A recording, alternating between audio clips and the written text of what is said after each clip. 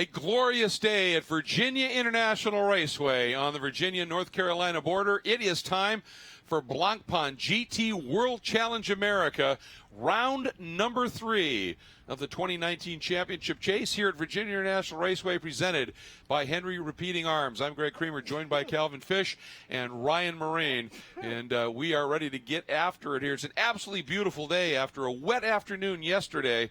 And so we are going to be putting this one into the books, and obviously this is a new era in the 30th season of what used to be Pirelli World Challenge, 30th consecutive uninterrupted season of racing, but with a very much a new look, now part of the Blancpain GT World Challenge. This, the American part of the three-continent battle, if you will. And Cal, obviously some changes in terms of the format this year, both in terms of race length and the pit stops.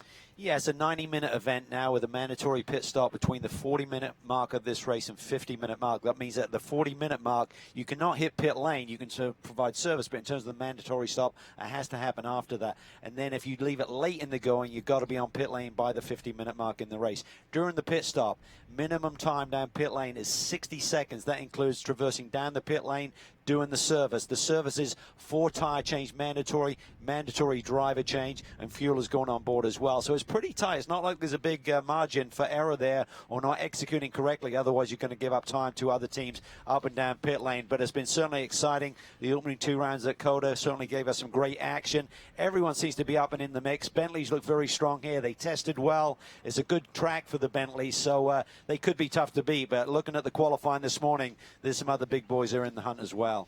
Well, and I mean that lap that Pat Long put in one of the qualifying sessions to get up and split the Bentleys, he admitted, he said, I was on the absolute edge, but we needed to do something. In the second qualifying session, we saw a late lap from Tony Vielander that showed some great speed in that red R Ferry Ferrari. 3 minutes. It starts this one back in the 4th spot, but we know that car's got speed. This is going to be, I think, very exciting. And then as you would expect, the 2 Allegra Motorsports Porsches, solid. Last year's pole sitter, Daniel Morad, sitting in that 5th spot. And he showed himself to be very racy at Circuit of the Americas.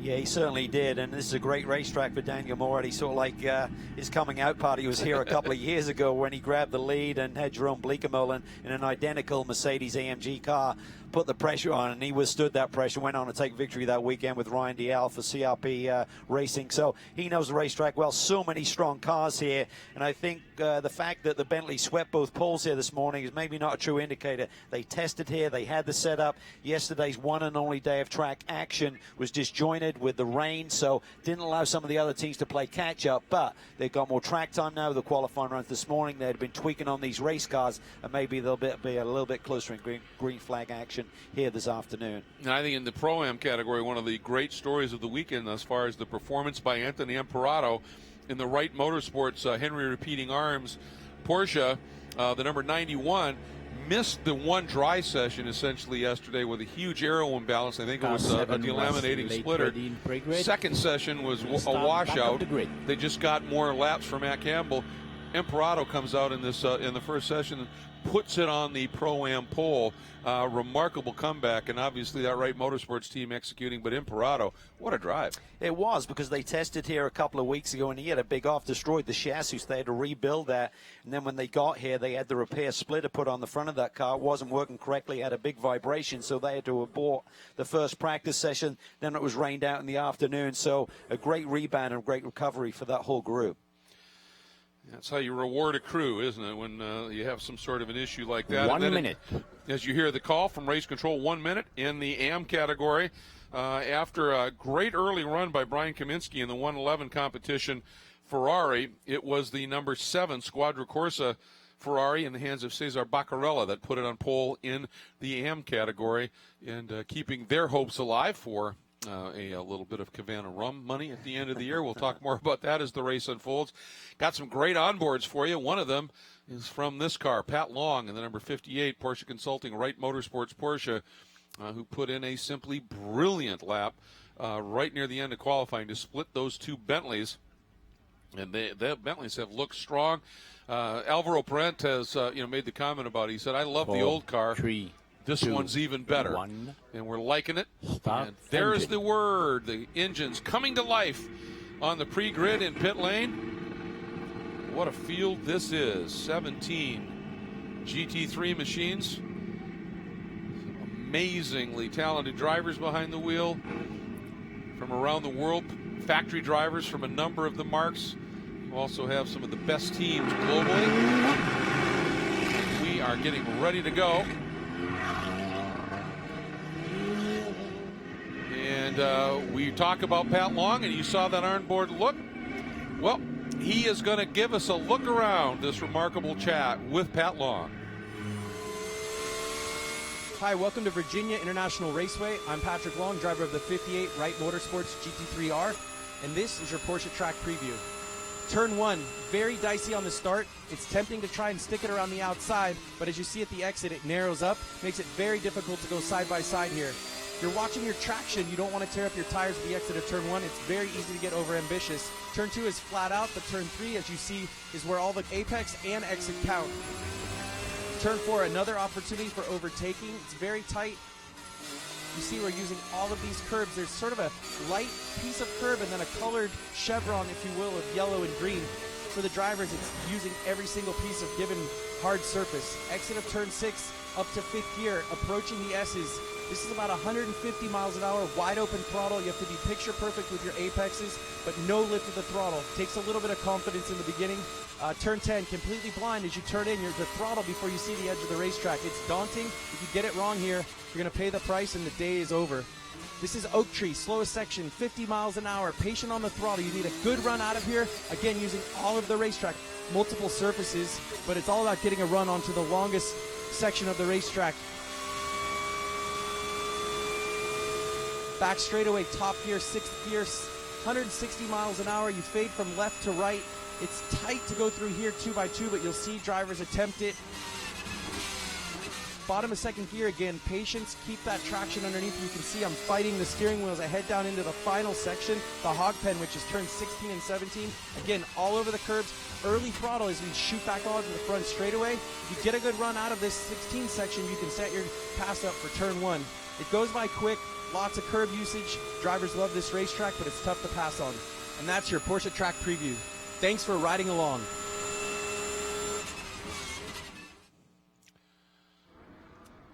He says drivers like this racetrack, Cal. It's old school. It's a place where a driver can make a difference. He did. Isn't that unreal? That was sensational. Just how brutal and how physical you have to be with that race car to get the lap time and wring its neck. That was brilliant stuff. Bounding over the curbs through the climbing S's, and he says about 150 miles an hour. That's like, okay.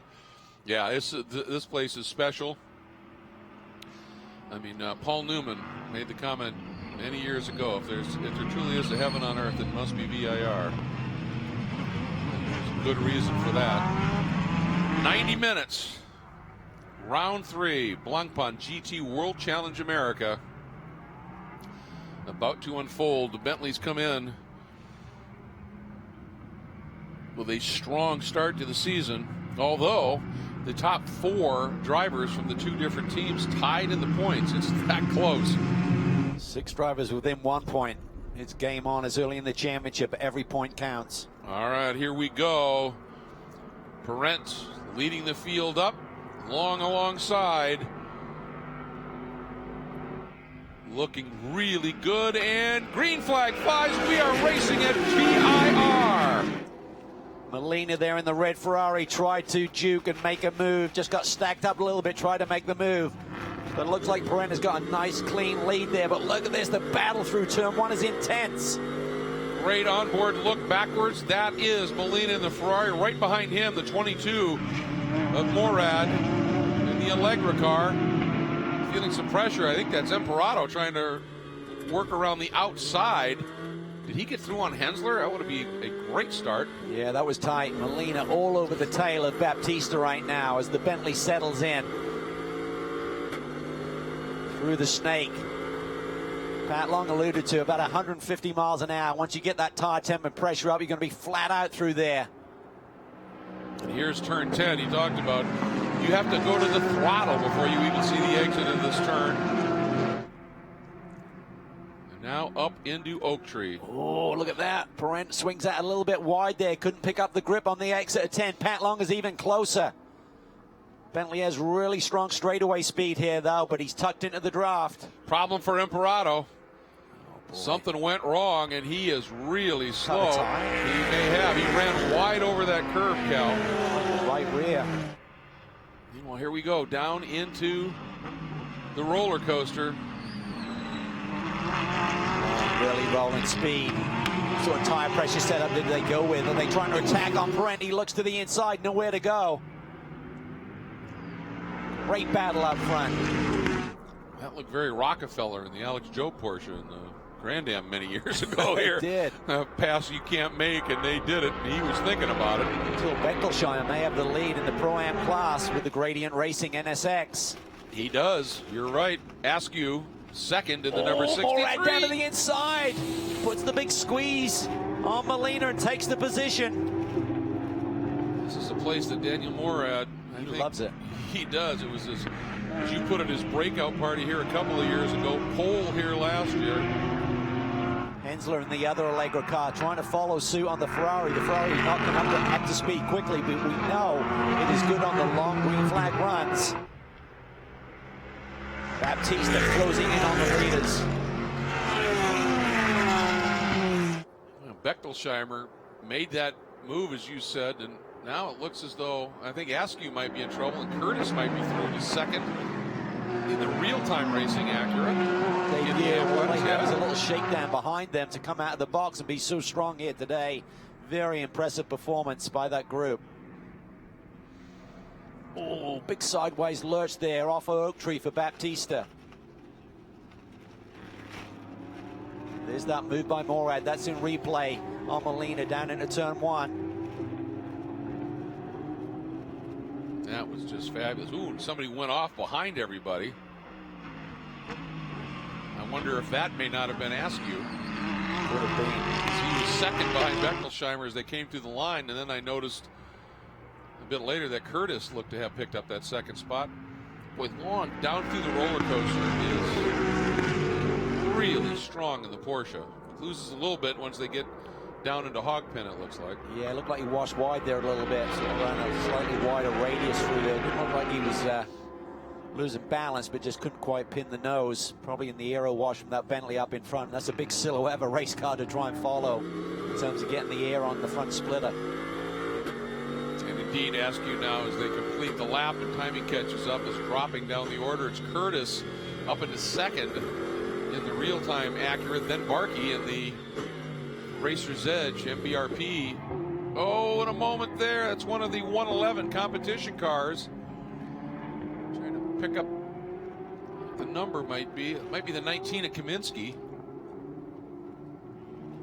I don't know whether he just went around on his own or got some help. There were three Ferraris altogether. And that was Baccarella, who was down to the inside. Look, the 19 was slow, though. I'm not sure if he is having an issue, and Cesar had nowhere to go with it. Kaminsky's so close to getting it fired up and going again. Yeah. Curious to see if he had an issue, or maybe he just got parked to the outside in the shuffle down into the brake zone, but. And gathers it up and allows us to stay green. Right now, Morad, fast lap of the race, Cal, at a 46 flat. Early going. Obviously, it's individuals qualifying sessions for the races now, so doesn't have the significance of a grid position for tomorrow, but nonetheless, certainly displaying great pace. Can he catch Baptista? He's closing the gap. He is. As we said, the Bentleys tested here. They looked awfully strong in qualifying, but we expected some of the rest of the pack to come galloping back at them.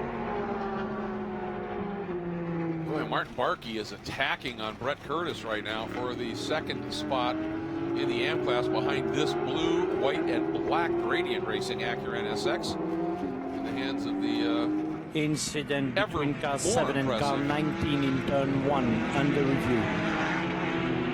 Till Bechtolsheimer. Really nice man. Loves his racing, does a lot of historic racing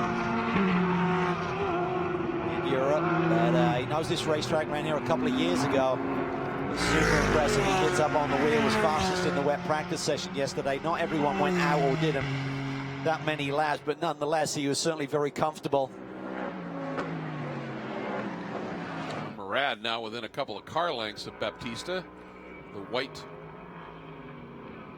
22 Porsche, that is Long in the 58 Porsche Consulting Wright Motorsports engine.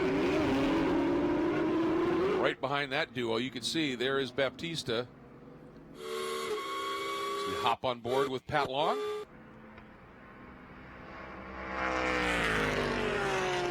Long run down the back straight here.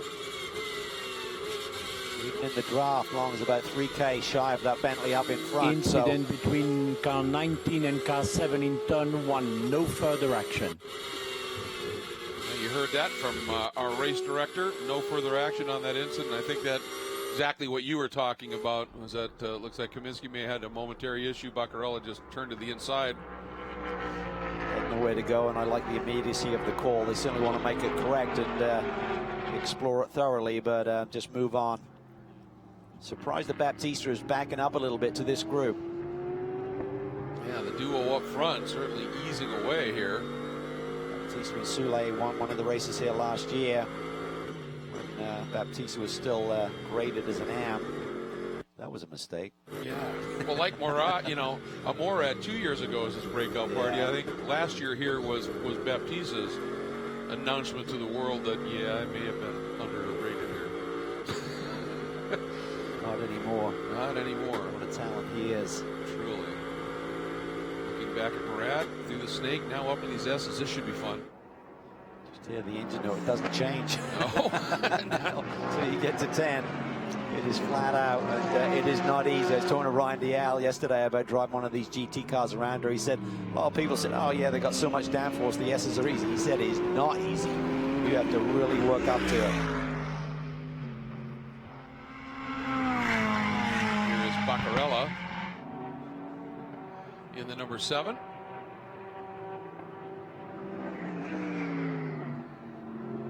Currently leading in the AM category. That Havana Cup, you get 5 sweeps, including the Vegas finale weekend, along with 7 poles, 7 fastest laps, big bonuses. I think it's $250K for GT3 class. Absolutely.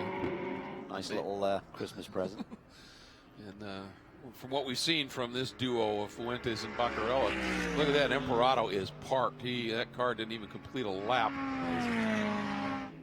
Tell you why, if Martin Fuentes won $250K, I'd like to be along for that party. I think he knows how to enjoy it. My goodness, yeah. Brent comfortable up front. Long's not letting him get away. And it could come down to the execution in pit lane. 2 of the best teams in the business. K-Pax Racing going up against Wright Motorsports. The undercut, the overcut. Who will blink first? Who will try and cut that 60-second minimum delta down to the wire? Gain that track position. And you throw in a Allegra and our ferry. This is sweet stuff. Listen to the engine note here.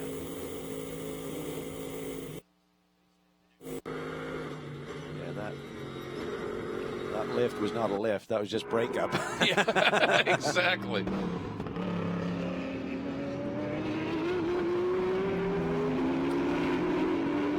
Margin now up front.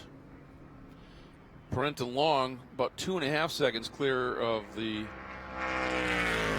battle here with Baptista. They are just stretching it out, and Parent now looks like he has found just a little bit more of a comfort spot, although right there Long just closes it right back up. Hensler putting the pressure on Molina for the 5th position as well, so the Porsches are running well. 3 cars up in the top 6.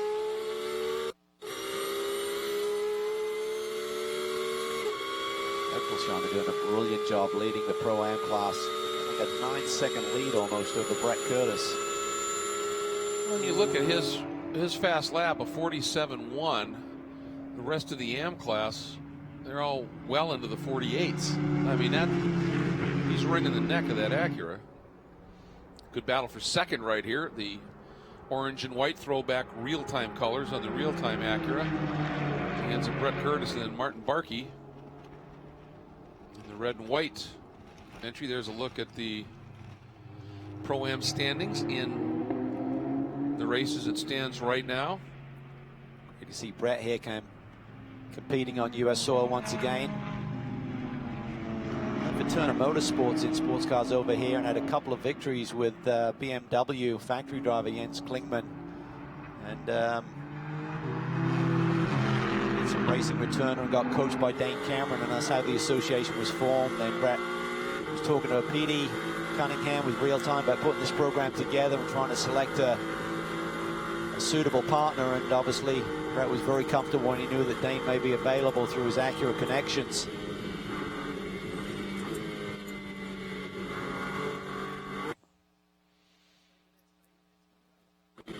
On board with Marquee. Not too far adrift to Marquee, though, is George Kurtz having a solid run in the 0-4.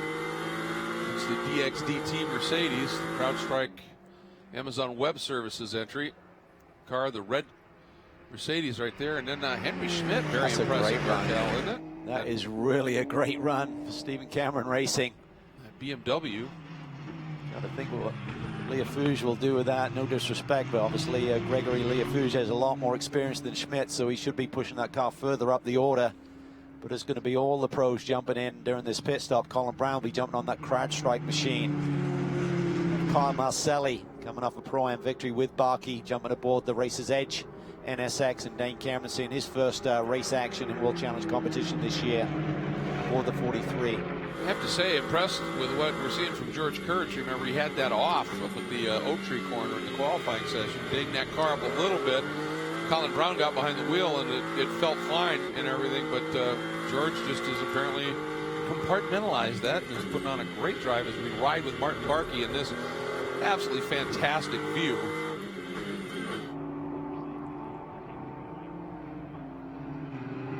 Side angle shot up to the climbing Esses has got to be spectacular. This Evo kit on the NSX has really transformed this car. Had an overall pole at Coda, Pro-Am victory for the Racer's Edge team. Took the pole at the California 8 Hours IGTC race. Mario Farnbacher behind the wheel, so he's showing great pace, a lot more comfort, particularly for the amateur driver. It's not as edgy as it was, and that's what it's all about. In this form of competition, a pro can maybe hang on to it when it starts to get a little dancey in the rear end, but for your partner, you want them to be able to run good, consistent lap times as well. Well, pretty fair evidence of what we're seeing there with Kilbeckel, Scheimer, and Curtis and Barkey running 1, 2, 3 in the Pro-Am category. Acura NSX Evos all. Boy, and these guys are just yapping it, aren't they? Yeah, Long's not letting him get away, though. Still only 7/10 is the gap between the two leaders across the stripe. Long to Baptista, 3.1. 15 minutes into this run right now. Remember, you got to do a minimum of 40-minute run before you can do your mandatory pit stop. So, tire degradation, balance of the race car. Who's going to last the longest? Like Morad was really dancing all over the curbs there on the exit of turn 3 as he fights to try and chase down that gap on Baptista. Here's a look at the start once again, Cal. It's a good clean start. Morad there, though, gets really aggressive. You can, in the background, you can see Imperato up underneath Hensler. And then, of course, it all went wrong for him up in Oak Tree on that opening lap. Baptista now has been able to ease away from Morad as he seems to be finding a bit more pace. We've been talking about the return of real-time racing to the championship for the remainder of the season. And Ryan, a team that has immense history in this championship, is showing some great speed once again. Yeah, they are with Brett Curtis in the car right now. It certainly is a welcome return to have real-time back in the GT3 ranks. Dane Cameron, great to have you in this paddock as well. How would you assess this program? Still very much in the early days for you guys. Yeah, certainly only kind of just getting started here. We took delivery of the car maybe 10 or 15 days ago. The boys at Real Time done a lot of work, so the car had to go from California to HPD up to their shop in Wisconsin. We did about maybe 10, 15 laps apiece in Chicago last Friday. And now here we are in only one practice session here with the weather that rolled through yesterday. So we're pretty pleased with how it's been going so far. Brett's doing a good job, having a bit of a battle. He's still coming to grips with the car a little bit. I've really been enjoying the NSX GT3 Evo. It's a pretty good improvement over the first iteration. And obviously we had a 4th overall and a class pole position to start this morning for tomorrow's race. So yeah, hopefully it's all up from here, but so far it's been so good. What are you expecting when you jump in the car for your stint? I mean, I didn't really have any real expectations, honestly, coming into the weekend. I knew we had ingredients that would be capable of winning, but I didn't know how long it would take to kind of get those in order. So I've been pretty pleased with it so far. You know, today a little bit more just kind of going through the motions, and hopefully we can get a podium, would be really nice. Obviously tomorrow we have a little bit better track position tomorrow with our grid spot, so maybe tomorrow we can get that win if we can't get it today. But yeah, so we're always here to win. That's why we do this. Your involvement in this program, does that speak to the level of commitment that Acura and HPD have put into you racing for them in various championships? It's a little bit more. I mean, certainly it's their blessing and their approval to come, and that kind of sweetens the deal a little bit for me and makes everybody happy. But Brett and I did some coaching and a little bit of racing together before in 2015, and really got on really well, and I was able to help him, and we had a good relationship. Went different ways when I was in prototype and that kind of thing, and kind of my name just came across the table through Brett, I think, and this real time tried to put together this program with him, and that seemed to get him pretty excited, and it worked for me, and I knew he was good enough so we're going to be able to compete for wins in Pro-Am, and I knew Real Time would do a good job for us, so it was pretty easy for me to agree to sign up for it. So yeah, definitely thanks to Brett and Real Time and everyone for making it possible for me to have some fun and do some more races. Well, it's great to have you here. Good luck in your stint. Thanks so much. Yeah, Brett feeling some serious pressure right now, Ryan, from Martin Barkey, who suddenly has started throwing laps down into the 47s, just a couple of tenths off of what Bechtelsheimer's been running. And we have seen Martin, when he's on, he can be wickedly quick, and I think it just clicked in here. He might have a run going on Curtis here. Looks to the outside into 1. Very deep there. Good, clean racing so far. Just got to keep it together. He's trying to work him on the outside.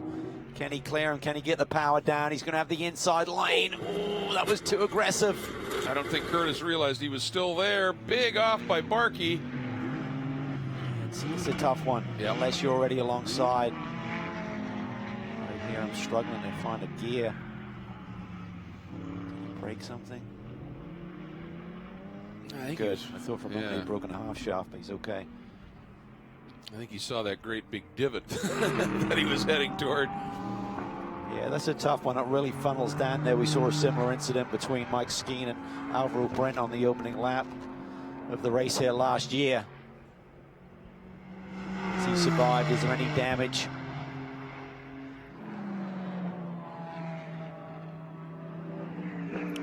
Looks okay here. It doesn't look like there's a lot of grass in the grills either, so maybe he dodged a bullet.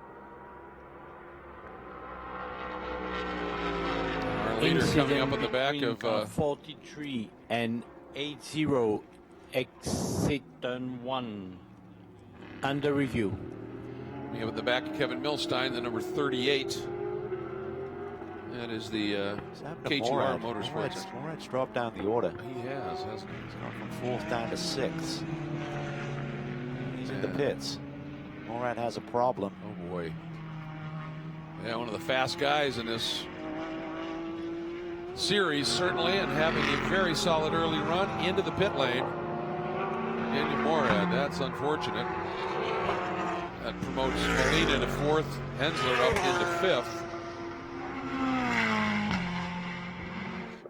Settle down. There's some big gaps now between these guys who were nose to tail there for a moment.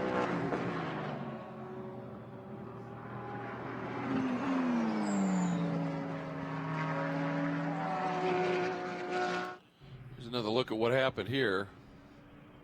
Yeah, I don't think Brett was expecting Martin to keep pushing the issue there. I think he was hoping he was going to give it up, and there's just until you race a lot here at VIR, you just realize that is a real problem area with a little snake in the road. I'm sure Martin will be frustrated that Brett didn't give him a little bit more room. It's just snapped suddenly, and Martin did a really nice job on that damp grass from all yesterday's rain to straighten the wheel out, get it slowed down. Well, the opposite is occurring. Perez actually stretching the gap on long. These two guys have so much respect with one another. Went hard at it for a championship a couple of years ago. Getting a report from pit lane. Morad into the pits. Problem with tire got cut apparently. I just got to feel that there's something going on with this racetrack where one of the curbs must be breaking up a little bit or creating a rough back edge to something where these drives are exploring the track boundaries. You know, maybe just a piece of concrete has got chipped away and leaving a really sharp edge, and it's right at a critical point where there's some side load in the tire. It's too much of a coincidence. Well, in the driver's briefing, they were talking about there were a couple of curbs where they said the front end of the curb is exposed and it's quite sharp, and if you turn in with the front tire, you miss that front end. You catch it with the back, possibly? Anything's possible. Yeah. I mean, I'm sure everyone is sort of scratching their heads. Ooh. Oh, that's Baptista in the fence. It is. Damage. Big damage left front corner. Yeah, just got out wide there on the entry. It's a difficult corner. If you miss your turn and you just wash out wide, you can't recover in time. If you miss turn 11 a little bit, not sure if that's exactly what happened. Full course yellow. Full course yellow. You hear the call from race control. Henry Schmidt in the 87. Stephen Cameron Racing, BMW of San Francisco. Leader at safety car speed. GT3. Radio call to Perez saying get right down to safety car speed, which is about 80 clicks. I think this is a different part of the racetrack to where Schmidt is. off, and maybe. And the irony is, I think in the second race here last year, after Skeen had slipped by and Baptista was trying to run him back down, I think this is the same spot where he safety car procedure. Wide. Safety car procedure. All right, safety car will be coming out per race control. Look at that Ferrari Ferrari just hanging in there. Problems around them. They're suddenly up in the third position. Gap is gone. It's game on again. And interestingly, with the speed, well, of course, now Marquee has dropped well back after that off. But Bechtolsheimer had about a 12-second margin back to the Curtis Marquee battle. That's going to evaporate. Yeah, that's big news because that would have been nice for Ryan Eversley to take over that car with a healthy lead. But now he's going to have the likes of Dane Cameron and Colin Brown, etc. Yeah, a lot closer to him. And obviously, some incidents have played a role in this. But how about Till Bechtolsheimer, 5th overall? Yeah, I know. It's cool. What a great story.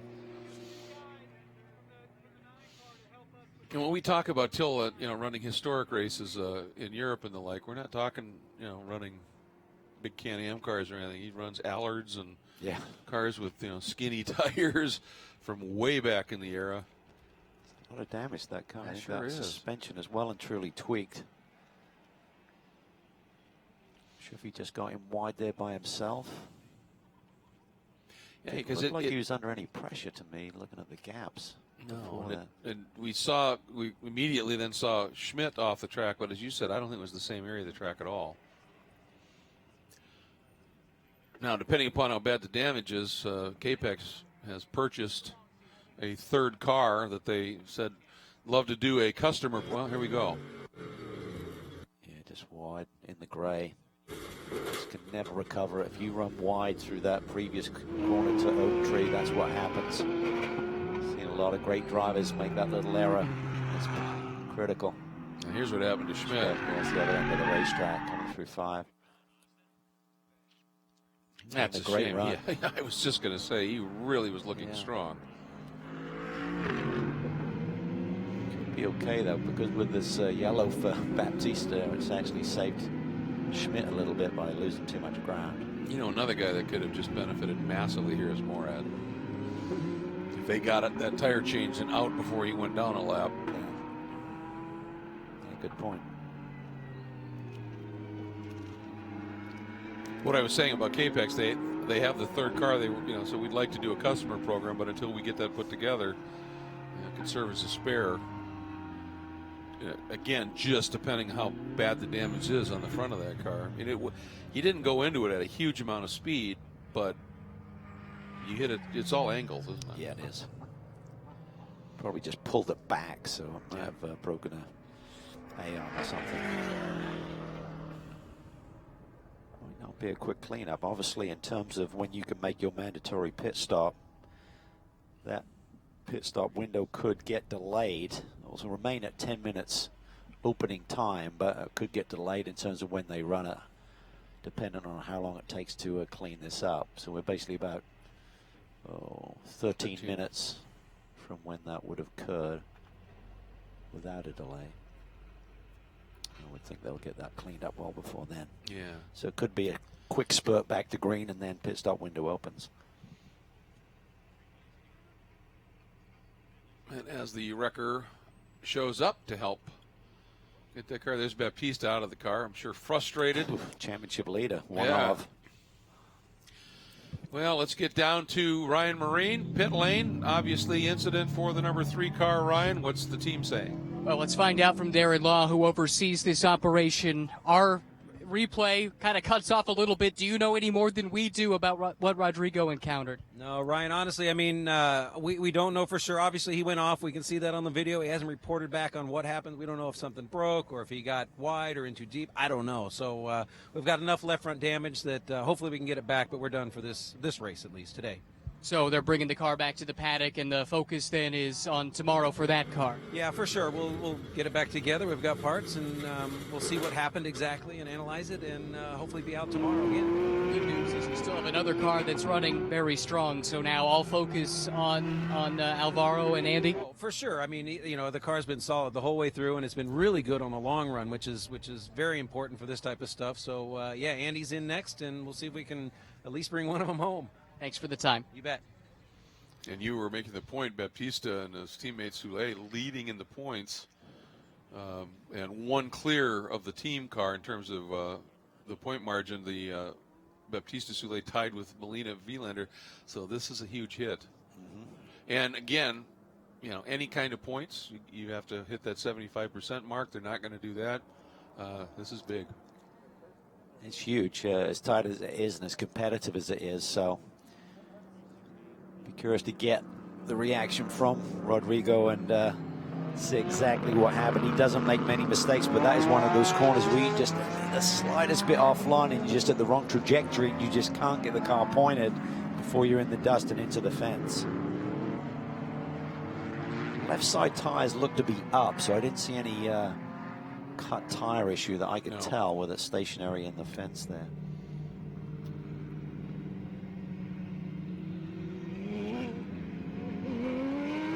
Field working its way through. You can see, obviously, as you get deeper into that turn, that tire bundle on that wall comes back towards you. There's just not a lot of runoff up there. Nope. Once you commit into the corner, is there?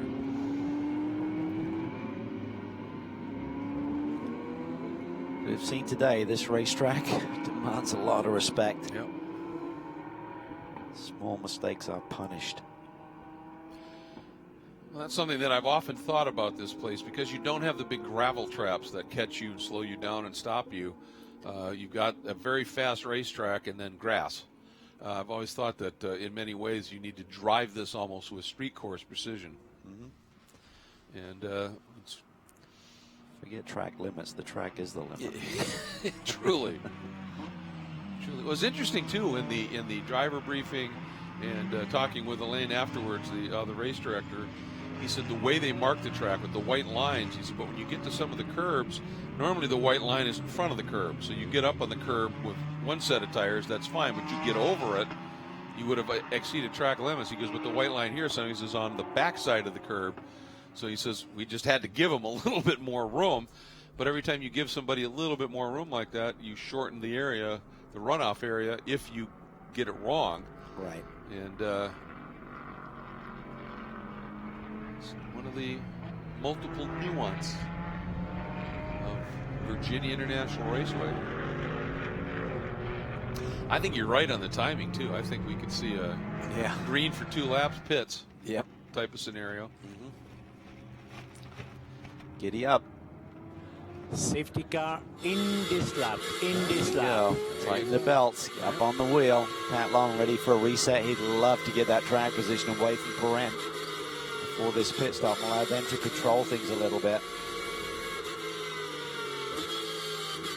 We're going to have, by the time they get around, 8 minutes or so, that could be 3 laps even. And also you got the interesting factor. Remember last year, Greg, the rules were the leader had to be the first to have the opportunity to pit. That's no longer the case.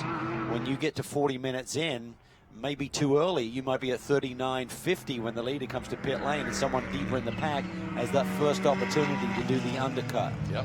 Get fresh tires on. And so this really tightens up the grip on everyone.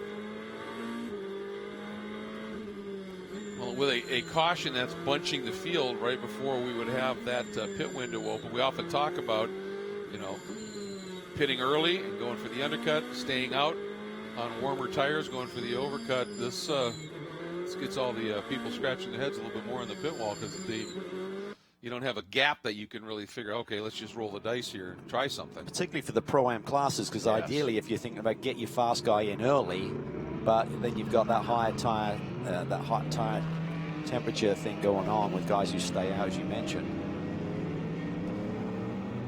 Lots to think about. That's why I love it. I love the format. And Schmidt, he's kind of recovered there and back with the pack, so that quick spin has not hurt them too badly. Right. And, you know, it also helps Marquee, too, doesn't it? Because he had lost a lot of positions, but he also just lost a lot of track distance. And trying to look right behind, you've got Marquee. Then I think the lap car of the 19 at Kaminsky and then Morad, so he did stay on that lead lap. And he's shown the ability to be a little bit racy, and he's got a little fresher tire on one corner of that car here in these 3 laps. Yeah. If there's damage, that doesn't come out of your tire allotment. You are allowed a joker.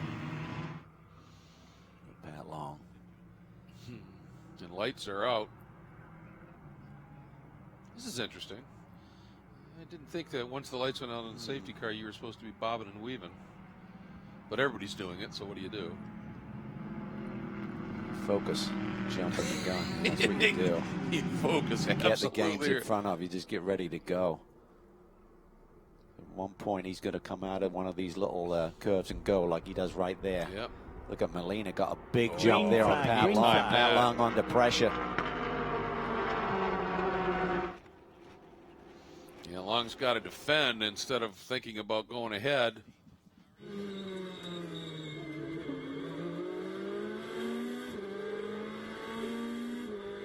On board with Molina. What does that Ferrari do on this restart? Took a while to come alive early in the going, but maybe with the tire deck setting in a little bit with everyone, the tire degradation, maybe that's equalized things a little bit for the Ferrari. You want to try and gain a position or two if he can, but at least stay right tight to them and let the Alvaro Motorsport team do the work in the pit lane. You often talk about starting pressures, and that comes into play somewhat when you've been Drive-through around. penalty to car 43 causing a collision. Drive-through penalty, car 43 causing a collision. That was the incident between Kurtz and Brett Curtis there. It's a tough one, tough part of the racetrack, but definitely you would think for Barkey he would be wishing he'd been given a little bit more room. Stu would see it the same way. Morad already starting to slice his way up in the field. There he is. He's now cleared Curtis. He's just picked up 3 spots in this opening lap on the restart. The irony with the delay on that decision was if they'd done it before the safety car, they could have served it and then bunched back up again. Right, now he's going to have a big gap coming down pit lane, cost you 26 seconds approximately to the field. Cameron's going to have a lot of work to do in that number 43 Acura NSX when he jumps on board. Here comes Brett Curtis to pit lane. You've got to do it independent of your pit stop. So, Yep. And this is smart. Get it done now. Another caution comes out. You get Dane bunched up. You've still got opportunity. Yeah, but they were looking really strong. Yes, Oh, they look at were. this little battle down into turn 1. Marquee on the attack around the outside of Kurtz. Again on the outside. He's brave. And right behind him is Baccarella, the AM class leader.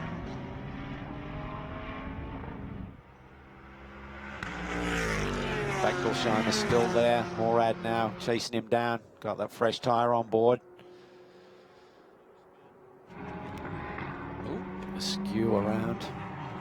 There's a little bit of argy-bargy there through turn 5. Baccarella was very much in the mix with those guys. He was.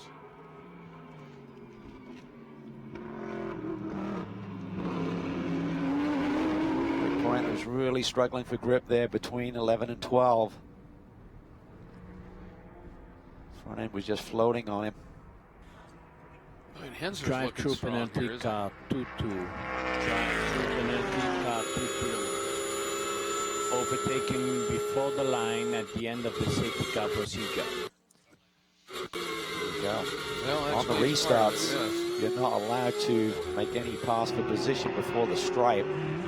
The initial start is different. You can't poke your nose out, but you're allowed to pass before the line. So it gets confusing when drivers are jumping around between different championships because they all have their own individual regulations on procedures such as that. So Daniel ran afoul of the rule.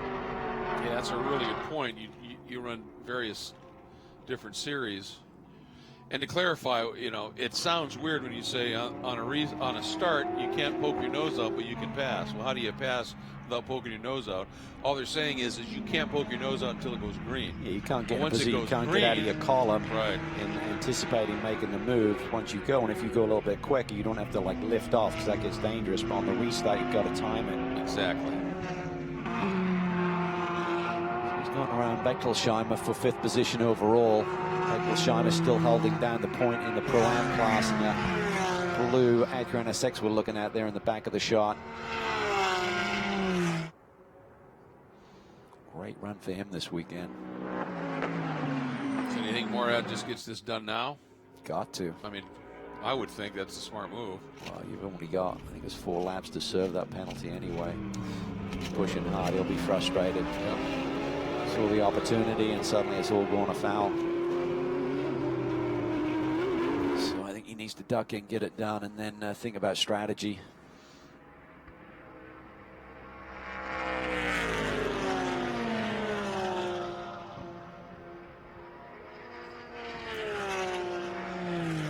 Well, once they go to green, it's amazing. I mean, Bechtolsheimer he is finding speed in a hurry in that AM car. I mean, a big margin already back to Kurtz. Almost 5 seconds. Look at this little stack up. 6 minutes to go before we open up pit lane. So maybe 4 more laps. Well, we sort of saw this play out at the start, didn't we? For a good 15-20 minutes, Long was able to stay right with Perez as Morad now does make that drive down pit lane. He was able to stay with Perez, but then that last 10 minutes or so, that was when Perez was able to ease away just a little bit. And I was talking about this before. I talk about starting tire pressures at the beginning of a race. You go a little high, so it comes in faster. Low takes a while. But when things equalize on a safety car, that still comes into play a little bit, doesn't it? If you started with a lower pressure, you're going to have a lower pressure on that restart. Yeah, a little bit. Yep, yeah, for sure. Not as dramatically different, but yeah, it'll definitely peel off a little bit of the pressure as you run around under caution speed. All right, in about 3 seconds, that pit window will open. Oh, that's right, I had it wrong, sorry. Focused on 45 instead of 40. You're right. The window is open. Who blinks first?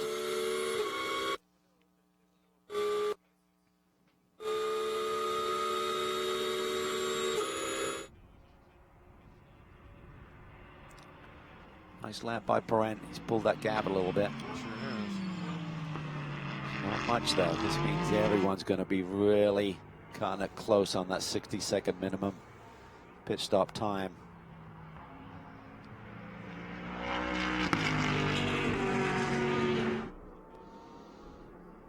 Everyone stays out.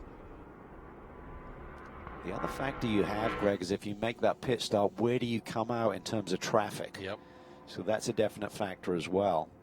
With the compression of the field after the yellow, if you stay out there for 60 seconds, you're basically losing just over a lap to the rest of the field. That could put you right in a bundle of traffic, so they'll certainly be monitoring that too in terms of when they want to make that move.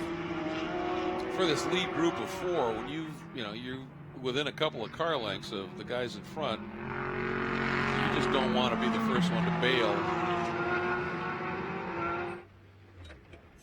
Marquee in, this makes sense.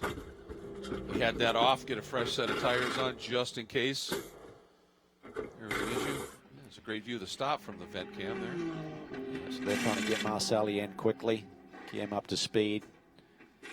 Probably typical gap between a good pro and a good AM is maybe a 1.5 seconds, I would guess, in terms of the delta between the two drivers. Yeah, Baccarella in, Kurtz, Schmidt. Curtis's minimum pit stop delta was right on the money at 26.0. That was the number that they had to hit just for a drive-through penalty, so they were right there. So it looks like they got all their electronics set up perfectly, which could indicate that they'll have a good clean start when it's time for him to come in again. Remember, those early stops of penalties and problems do not count towards your mandatory pit stop. That has to happen during this 10-minute window. Long stop, wasn't it, for Barkey and the switch to Marcelli? Yeah, really long, 75 seconds. Let's leave 15 seconds on the table. And look at Kurtz to Colin Brown, almost 20 seconds on the table. Wow.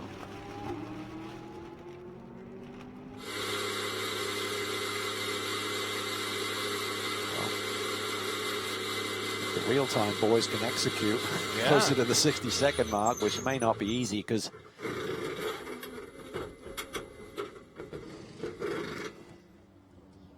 Yes, I'm here. All right. Take it, Ryan. You're right there. All right, Scott Hargrove and Patrick Long making the driver change here. It was not a perfect start to the race for Wright Motorsports, with Anthony Imperato losing drive right off the bat and having to withdraw from this race. But here, this Porsche looking strong. One of the few cars that's been able to consistently take the fight to the Bentleys here today. This stop looks good. They're done with the service and waiting, and now underway in the number 58 Porsche. And we'll put the clock on it here. He's coming up on that minute. Oh, yeah, look at that. A minute point 9. That's about as good as you want to cut it. What can the real-time boys do here? They've got a great opportunity. Many of their main competitors in the Pro-Am class had leisurely pit stops, let's put it that way. They can cut this close to that 60-second minimum. They can make up a bundle of time. Dan Cameron now on board.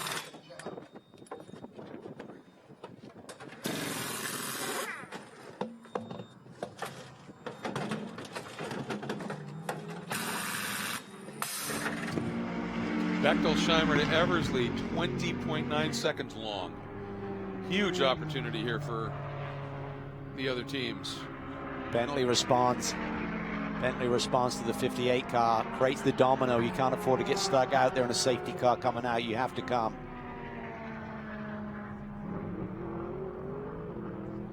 Askew to Dial, a minute 3, that's good. 66 seconds for Brett Curtis to Dane Cameron, so it's not perfect, but it certainly made up a bundle of time on some of those guys that had created the gap with that drive-through penalty for Brett Curtis. Minimizes damages somewhat, but still left a bit of time on the table. And Parent in the K-Pax crew going to work. Again, Long turned over to Hargrove at 60.9 seconds.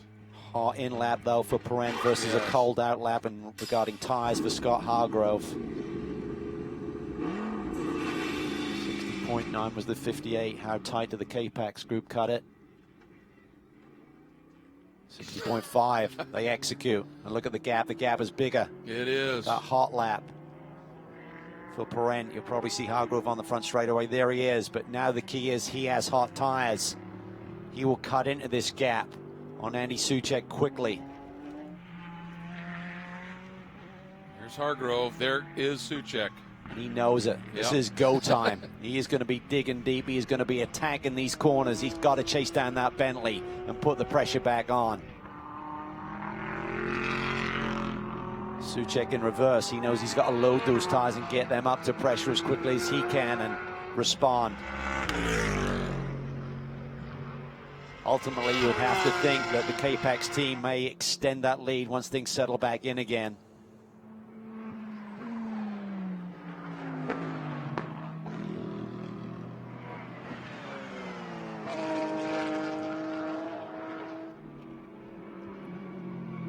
Traffic shouldn't be an issue. Oh, may have slowed him down onto the straight. Yep. Here's Hargrove. This is it. I think by the time you get down to turn one and through that corner, though, Souček should have pressure and temperature and will stabilize that gap once again. Molina and Hensler are now in. We'll keep an eye on those. There is Molina turning over to Vilander.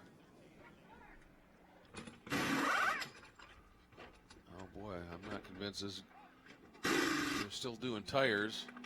Driver's not buckled up. This is not going to be quick, Cal. They got a long way to go to pit exit. Yeah, this is bad stop here. This is probably going to be about 70. Vilander will be fired up.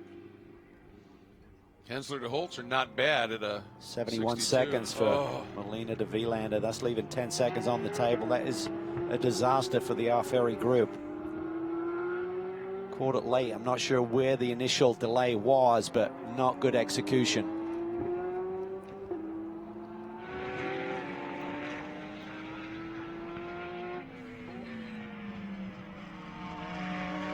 The other stop that was a little bit off, Murad turning over to Michael De Quesada, 76 seconds essentially. That was the last thing they needed after the drive-through.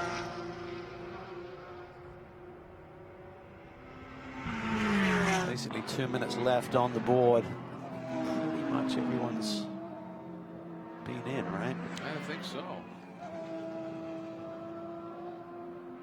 Okay, so we'll let things settle back in again. See how we stack up. I want to wait one more lap, make sure timing's right, but it looks like Marcelli may have picked up the lead with their stop in Pro-Am. I'm not sure because they had a bad one too, That's what I right? thought too, yeah. But grass, yep, 75. That's why I want to wait for timing to cycle one more time.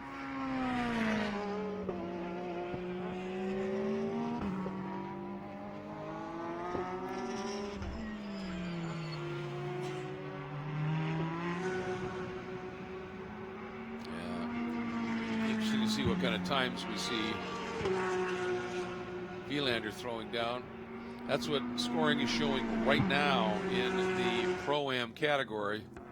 Well, they're going to be hot laps by Vilander, whether in terms of pace or under his collar. That is very true. He's not shy about making his feelings known, so if there was a mistake by someone, he'll be giving everyone an earful. Marcelli does have the lead, so I'm not sure what happened on Eversley's outlaps potentially, but they change of position, but it's close.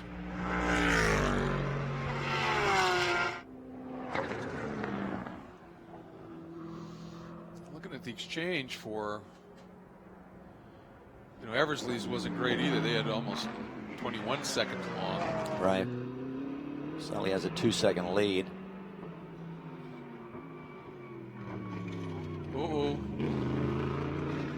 Boy, that's here we close. go. Hargrove is right on him. Big mistake there by Andy Souček.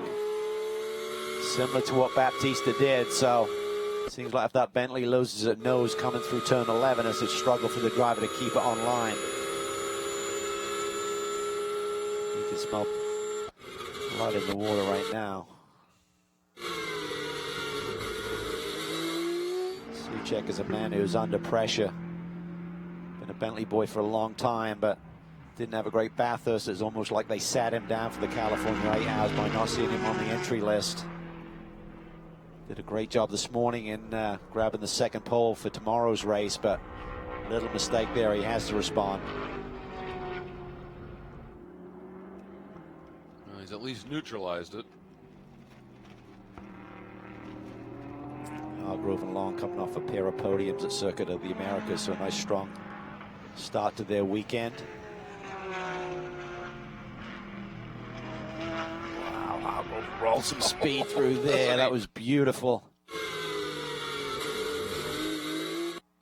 You can do it when the tires are still in really great shape. Just really load that car up.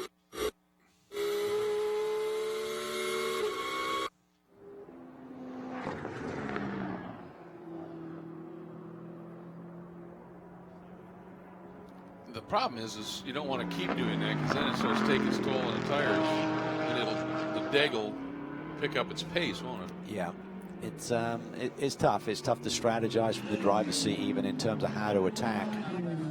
How much do you want to take out of the tires and put the pressure on? You see opportunity, though, you have to go for it. Attack for a little bit and then settle back in. Just looking at Souček, we just had that shot last time through Oak Tree. As he turned in, there was there's that curb on the inside, and it looked like he kissed it, and then you could see the front end give a big wiggle. I wonder if, so we never saw what really started the incident with Baptista, but I wonder if he and maybe Souček on that little run wide he had, if they just got that entry curb a little bit too much, skated the car. Yep.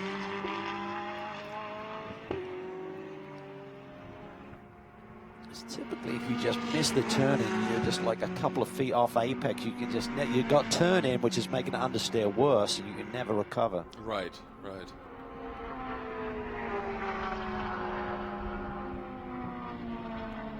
You keep looking to come up and watch the times and just see Vilander throw in one that's just ridiculously fast out of, as you said, just picking the car up and carrying it at this point.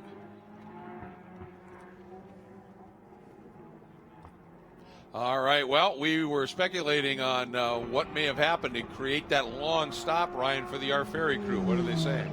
Enrico Diano would be the one to know. He's the team manager for Arferi. It seemed like you lost a little bit of ground in that pit sequence. Was there a hang-up during the pit stop? Yeah, we had a bit of a delay with the driver change, radio wires and things got all tangled up in the seat belts and Hans' device. We lost a position. We came in, we were holding third place quite steadily, and now we're in fourth, 3 seconds behind third. Tony's pushing hard. Obviously, he's going to do his best to catch up. It's an unfortunate incident, and we hope to make up ground. Well, the good news is you have Tony in the car, and especially I think when he might be a little bit ticked off, he's going to be a guy who's awfully quick behind the wheel, right? Yeah, actually, sometimes that helps. It just makes it harder for us on the radio, but a bit of rage in there helps him go faster. All right, well, let's hope it helps you get up on the podium just one spot away. Thank you, Enrico. Thanks. Just turn the radios off and have an ice cream. Wait for the finish. Maybe the quote of the weekend. Makes it a little harder for us on this end of the radios. He's going to be on max attack. Boy, isn't he? 3.1 seconds is the gap between he and Holzer, who holds down that podium position right now, but Vilander just laid his personal best down at a 1:45.3, which was some 0.6 quicker than Holzer ran. Vilander improves it to a 45.1, again 0.6 quicker, so he's cutting over half a second a lap out of that gap up to the third position. And Souček has responded after that little wobble up in Oak Tree when Hargrove got very close. Souček has put in a couple of laps that are tenths faster than Hargrove and been able to open that margin up just a little bit again. And that's where a pro with so much experience, you just have to dig deep, but you know,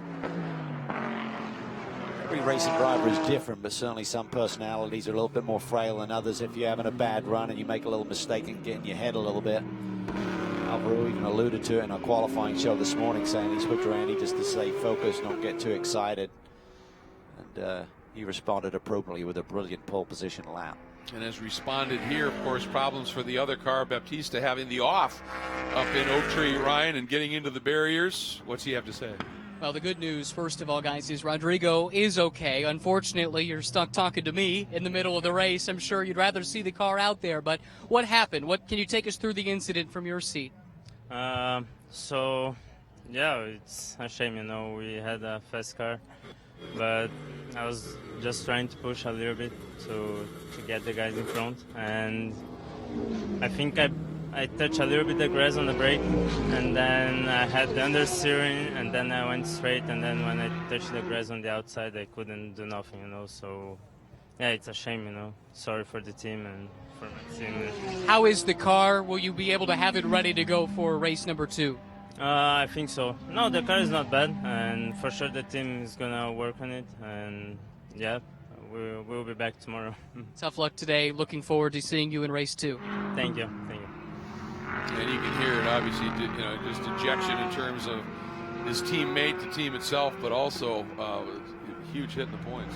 Yeah, it is, but I think you described it perfectly. If he put a wheel on the grass under braking, that means you enter the corner with a bit too much speed. You turn in, you wash a little bit wide, and it's just such a small area to get the rhythm down, to get turned in for Oak Tree, and you're just along for the ride.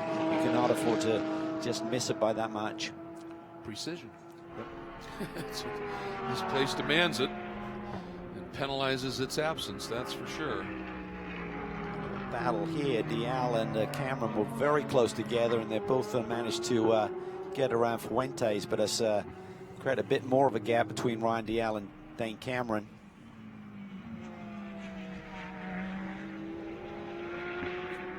Looking at the Pro-Am run order right now, we talked about it. 5th and 6th for Dial and Cameron. Battle. Guys who have been used to battling out in prototype machines over the years. A lot of respect for one another. Great experience. Great racecraft, both of them.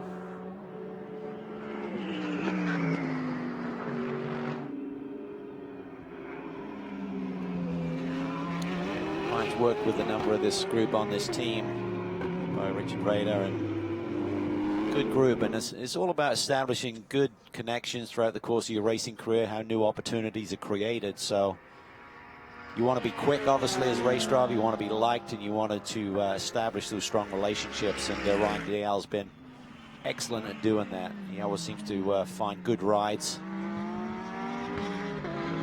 The SM team shut shop here. He's obviously in need of a couple of seats for this year, which he's found, which is great stuff.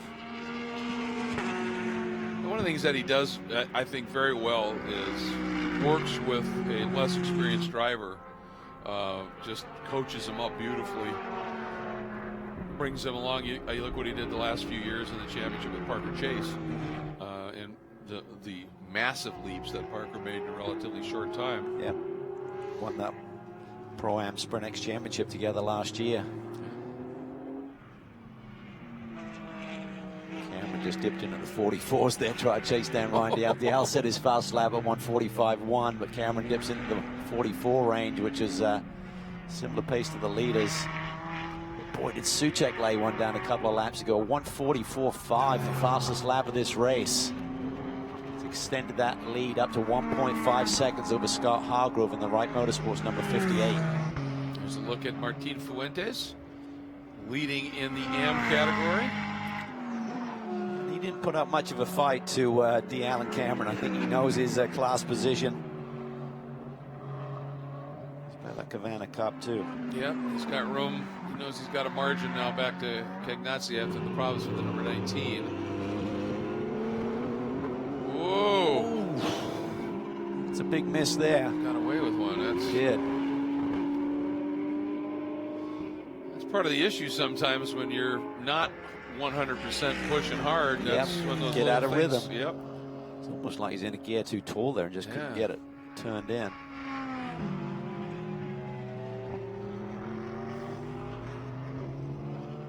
Beautiful Hublot colors. Great graphics on that car. Squadra Corsa Garage Italia, run by TR3 essentially. Look at this now. This Hargrove is taking that margin down in a big chunk in that last lap. He's under a second away. Yeah, because Soucek may have hit a little bit of traffic because he laid down the fastest lap of the race and then was a second and a half slower on the subsequent lap. Has allowed that gap to go back down under a second. I wonder if it may have been Leafouge who's very quick, but he caught him in just the wrong spot.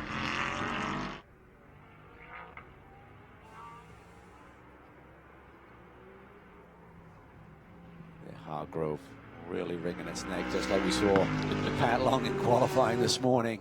Really edgy through the roller coaster and through Hogpen.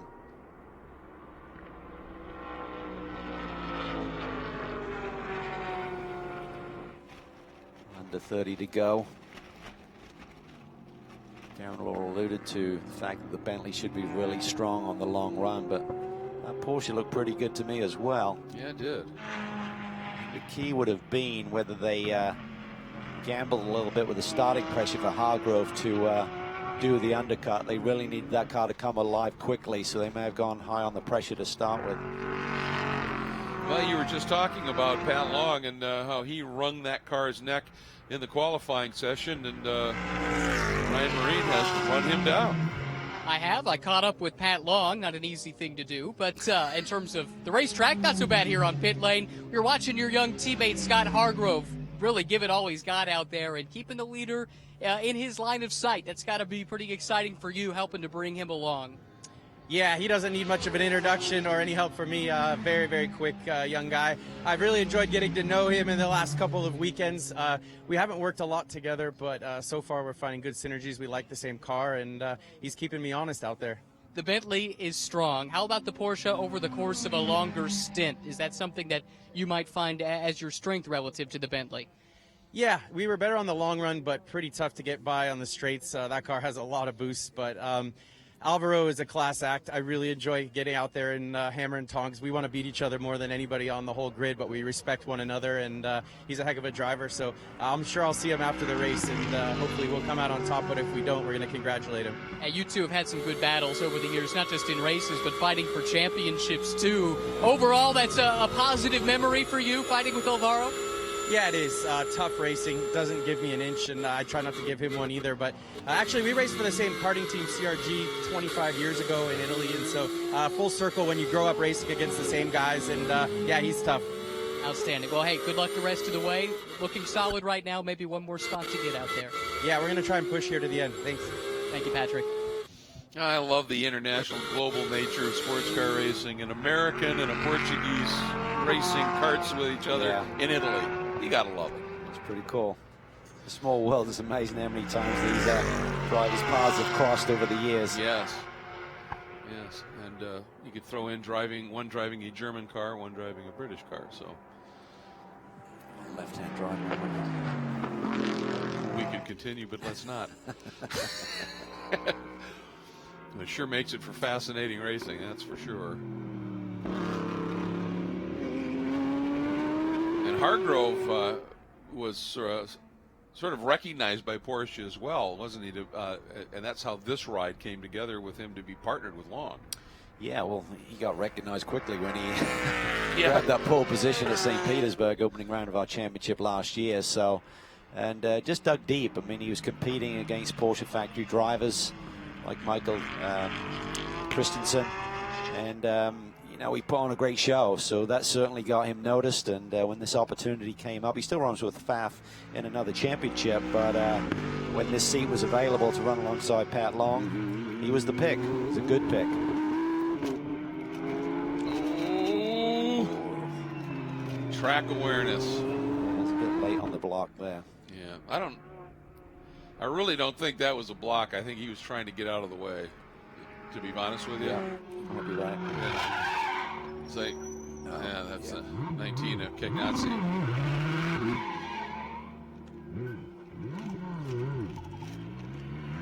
Yeah, that wasn't the position, so yeah, you're right. I think he was just trying to move out of the way.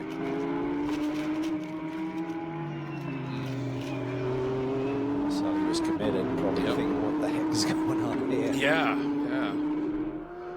And that's one of those things that you hear so often in various driving schools and also driver briefings. Warning flag to car 19. Don't try and help. Driving That's standards. right. Well, you're flustered. He just spun and he doesn't know sure. where the traffic is, and you think, oh, let me get offline. Yep. But Marcelli already had the momentum.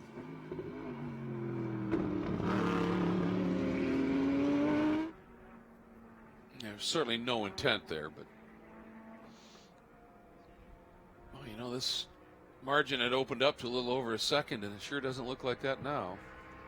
And the margin between third and fourth is stabilized. Vilander was on the charge, cutting into that gap that Holzer has with the 24 Porsche, but it's actually gapped back out again. About a second and a half right now. Yeah, that's a good point. Holzer's last lap was, what, 3/10 quicker. He needed that. The problem, of course, you know, Marcelli will be a little frustrated because he had a margin, but it was only 5 seconds back to Eversley. Yeah. And he could have lost 3 of that in that little exchange in a hurry. Yeah, that's right. A 1-2 for Acura in the Pro-Am class there, with Marcelli leading Eversley. Colin Brown having a good run, 2.3 seconds behind Eversley. Good little battle shaping up for 4th, 5th, and 6th. Plum running really good lap times, but both Dial is on the charge. Cameron's going with him, and they're cutting into that gap, so that should compress here before the finish.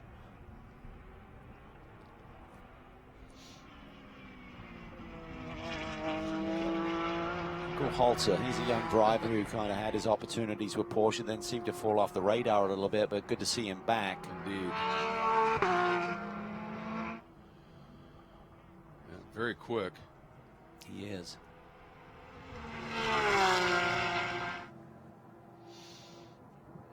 Teamed with Wolfi. Yeah, he doesn't give anything up. He looks as fit as a fiddle right now.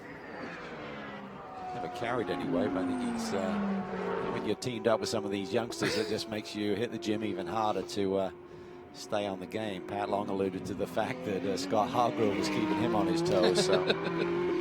Well, I think Wolf has been doing a lot of, he's started to do some serious running as well, and for stamina and the like. And that will knock the weight off. Yes, it will. He's just a great character. Great karaoke singing. I've never witnessed that.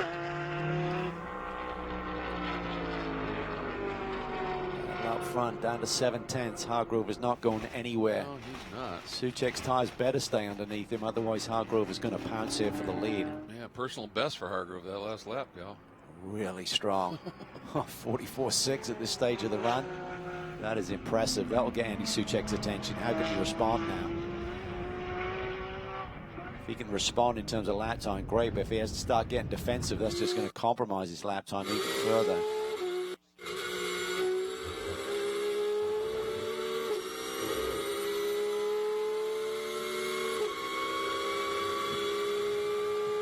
Pax and the Bentley team came into this race probably feeling really good, had the solid test. Had the rainy day yesterday that affected everyone. Oh, routine around again.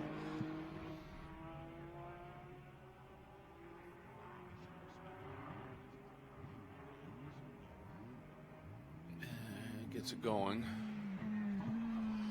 Well, you have one spin, sometimes it just completely gets you off your rhythm, doesn't it? Yeah, you get flustered. You just can't figure it out again. Getting back to the Bentley situation, that looked like that was going to be total control, and then suddenly Baptista's little mistake, and now you got the other car under pressure. You know no winner's going to come easy, but I think they thought they were going to have a slightly easier day than they haven't.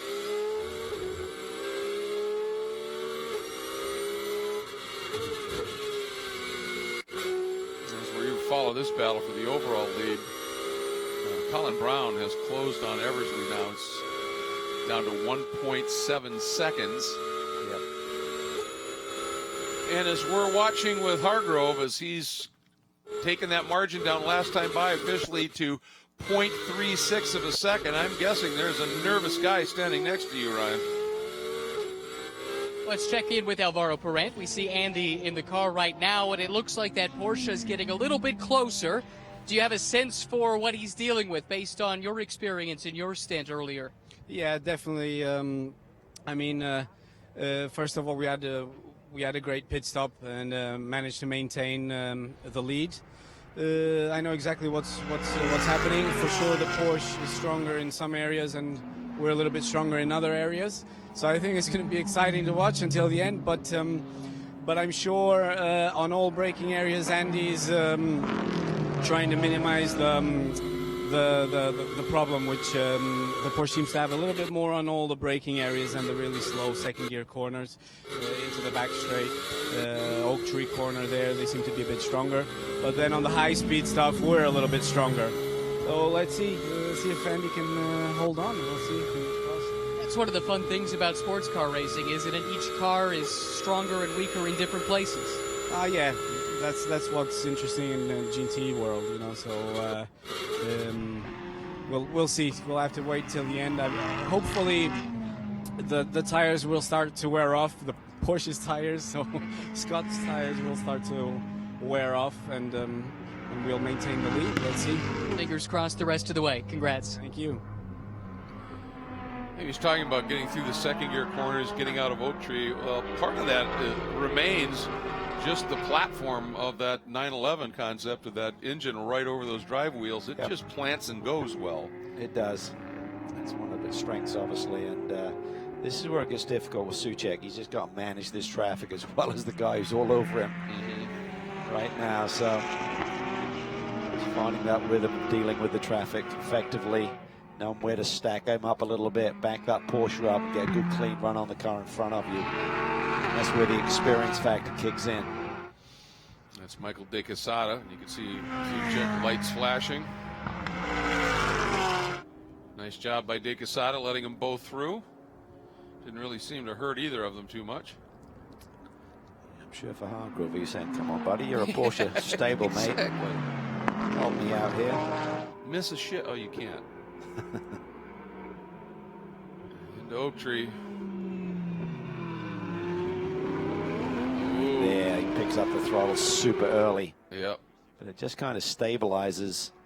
The Bentley just have a little bit more top speed, and even though Hargrove is in the draft.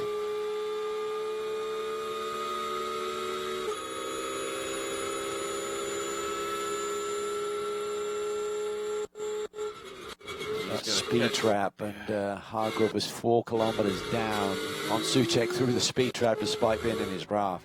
And they're coming up on the back of one of the 111 competition. Oh, this is tough right Ferraris. There. Like for Souček's benefit, didn't catch him at Apex. That is a terrible place to catch traffic, but should have worked out okay as long as that Ferrari sees him and gives him the lane into the brake zone. I think that's the 99 of Plum.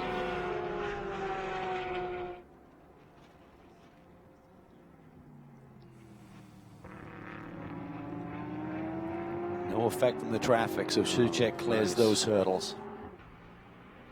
0.5, half a second at the line between these two. 16 to go. Holtz's hanging in there. Yeah, he is. Keeping Vilander at bay, that's no mean feat.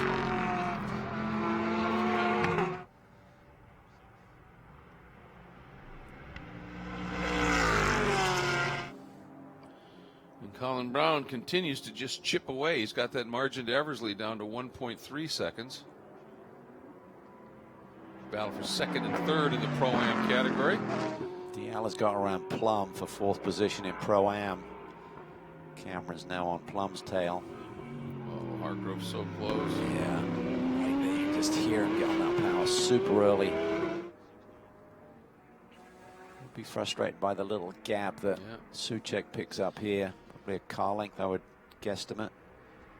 Looks like both of them are a few feet off of the apex curve there. Is that just because that's a faster line to run as opposed to squaring it up too much and scrubbing speed?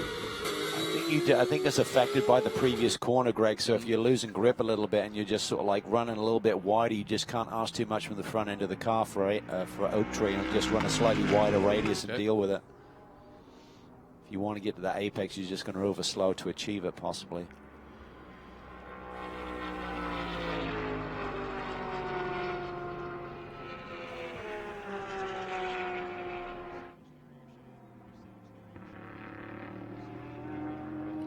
Well, historically, they always have been, but that Porsche is good on the brakes. It's been a good little battle. Cameron and Plum? Yeah, Plum had held down that 4th position for a long time, but Cameron and Dial were running slightly faster lap times. Dial has got around him, as you can see in the DXDT Mercedes AMG. That's Ryan Dial there running in the 4th position in Pro-Am. So clearly the car that the leaders just went by was Cagnazzi, not Plum.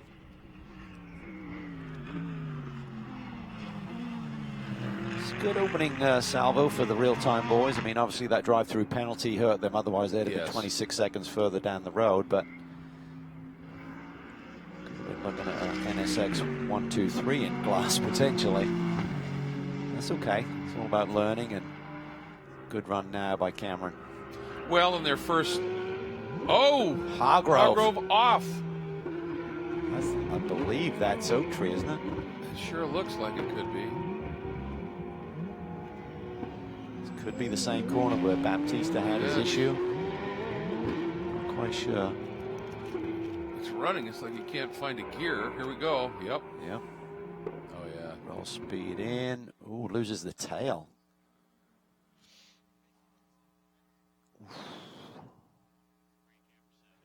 Such a tough corner. Yep. You know, Baptista just kind of understeered wide, couldn't get the front back. Hargrove just asked a lot for the car in terms of rolling mid-corner speed and lost the rear end, started to oversteer a little bit, and then by catching it, then you suddenly got the front end off the road. The engine's still running. It's almost like he can't get a gear. This is a disaster for these boys because they were right in the championship hunt. The problems for Baptista, they would have been leaping up the table, but this is not good news for Scott Hargrove. Cannot find a reverse gear, it looks like. This could court, if he cannot move, this is going to be a full course caution. They're going to give him some time, but could be another reset here with 12 minutes to go. They're at the Pro-Am run order, top 8. Cameron full attack mode now on Plum. He may have used up his tires a little bit in that charge. He's running really great lap times, but kind of got stymied a little bit now, plateaued. Yellow, full course. There we go. Full course yellow, full course yellow. Yeah. Okay. Mr. Vilander has got another crack at this. Yes, he does. Sits in the 3rd position. Holzer had kept him at bay. The gap had been sort of like hovering between 1.5 seconds and 2. On board with Hargrove in replay.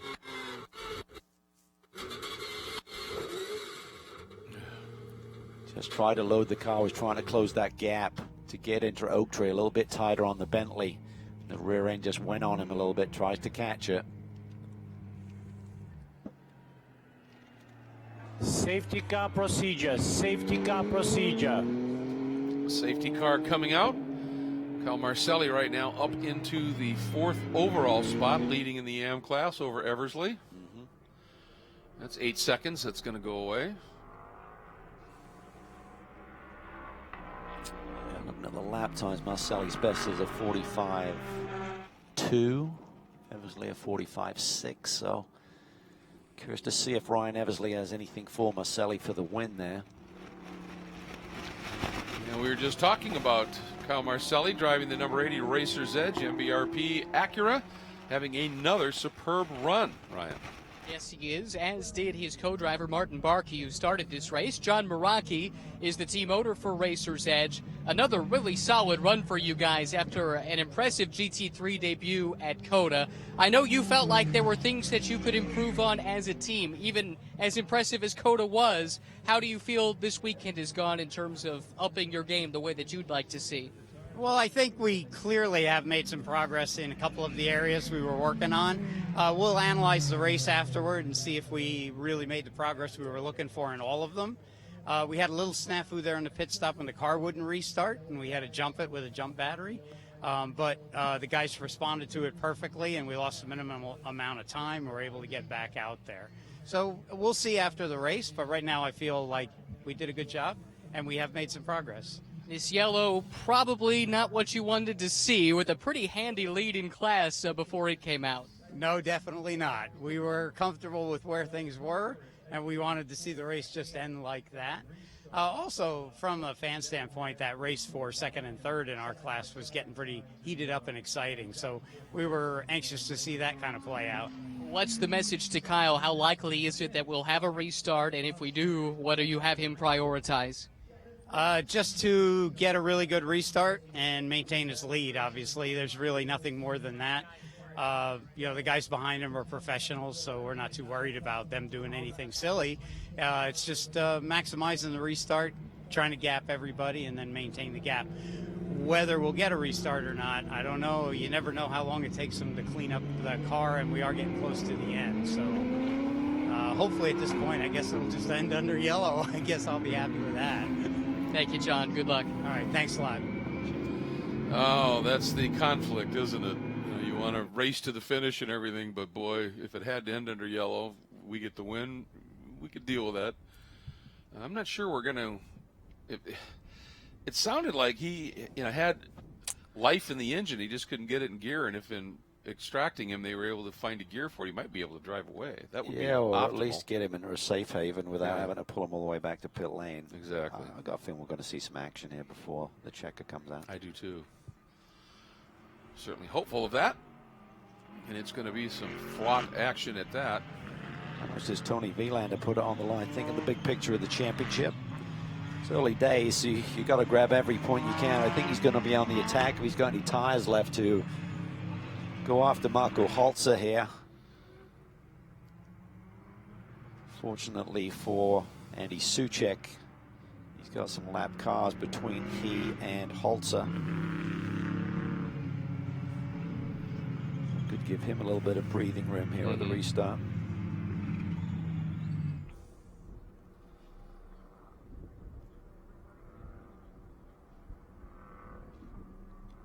Everybody being prepared, trying to scrub those tires up a little bit.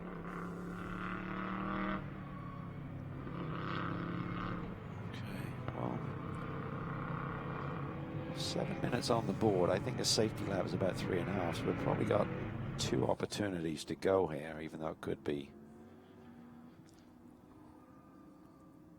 1 lap sprint to the finish. Safety car in this lap. Nice. In this lap. Yeah. Good job, everyone. Well done. So, Holter would like to take a run at Suchek, but he's going to be certainly paying attention to what Vierlander's doing. Yeah. Is that car right behind Suchek? I do not believe is Holzer. No. That's the 22. That's Casada. So Holzer's 2 cars further back. So this is great news for Andy Suchek. It's confusing with the Lego cars, but Yes. Well, it's the bright yellow splitter is the 22. The orange one is the 24. That helps a little bit. And then you've got the Ferrari that's third in line there is down a lap.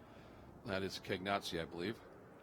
But for the it's good news for Suchek, and it's also good news for Vilander. It's bad news for Holzer in both cases. Exactly. He's got people in front of him he's got to clear to get to the leader, and he's going to have Vilander all over his tail when we get back to green here.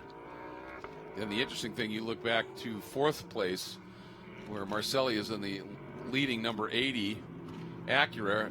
Right behind him is Eversley in 2nd. Right behind him is Brown in 3rd. Right behind him is DL. That Blum and Cameron. Oh, boy. 6-car train. From 4th on right back, there. This is going to be fierce. Who's got the tires to go on the attack will be the key. And what are we going to have left? It could be, might get 3 laps. Might get 3, yeah. This is going to be good here. Basically need 3.5 minutes to not get the checker. So, yeah, it's going to be tight. But I think we're going to get green then.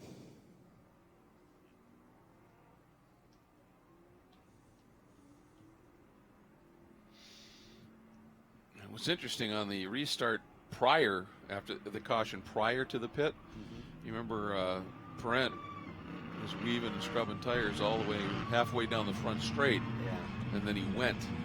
wonder if Souček is going to employ that same I strategy. don't think he needs to, because the man he's racing is not right behind him. I think he's just going to focus on letting that safety car get its gap and then just taking off. That would be the smart move, wouldn't it? Yeah, he doesn't need to play too many games here. Just go.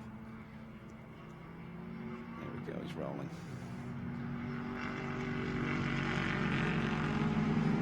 All right, folks. Safety car is in. Souček is on the throttle. Starter's hand is on the green and flag. it waves. You have to wait. Remember, you can't pass before the stripe, so if any of those guys in the middle of the pack get too racy, they've got to wait till they get over the stripe. Tell you what, Plum made a big move. He's got around Dial. There's Cameron there trying to make a move as well, so Dial did not get a great start there in that aqua blue front end Mercedes AMG you're looking at in the pack. And Marcelli got through on Vilander. This little scrum going down into turn 4. What a start for Marcelli. Big stack up. That was not what Vilander needed. No, he'll be doubly furious now. Nice job by Quesada there. De Quesada let Marco through and then moved over and took the line away from everybody else. He had to turn in at some point. That's fair. Vilander will be frustrated because even though it's not for class position, it still counts in the points. He needs to get back by Marcelli. He's got a very racy Eversley on his 6 too. A little gaggle back there.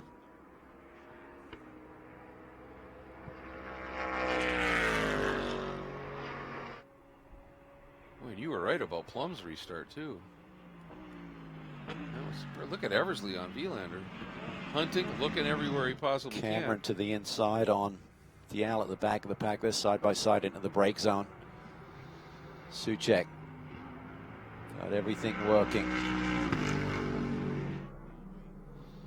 Well, everything is played out beautifully for him on this restart. There's Holzer. Should be 2 more laps. Yeah. There's Marcelli leading in Pro-Am.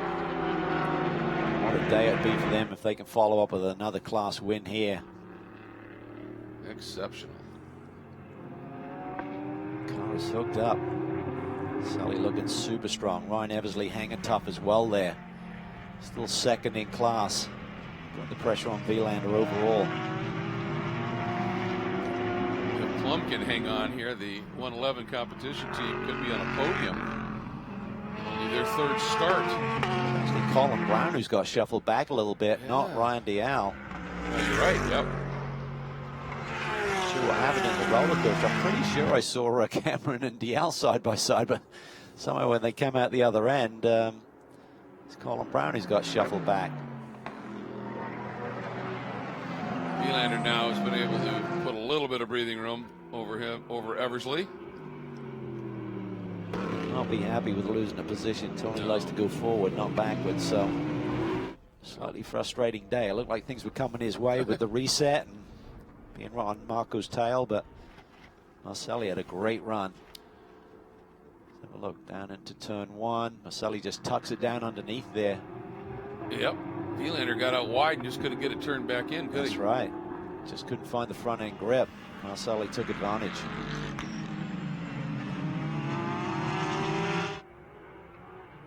All right, white flag should fly. Warning flag car 19, driving standards. Here we go, Souček looking for the white flag. 1 to go here in round 3. The Blancpain GT World Challenge America Championship chase. Healthy little margin of almost 3 seconds back to Holzer with a lap to go. Vilander giving himself a little room back to Eversley. He's starting to attack a bit on Marcelli. Souček's probably breathing a big sigh of relief. I mean, Hargrove looks super racy there, was really piling the pressure on until that little mistake there into turn 11.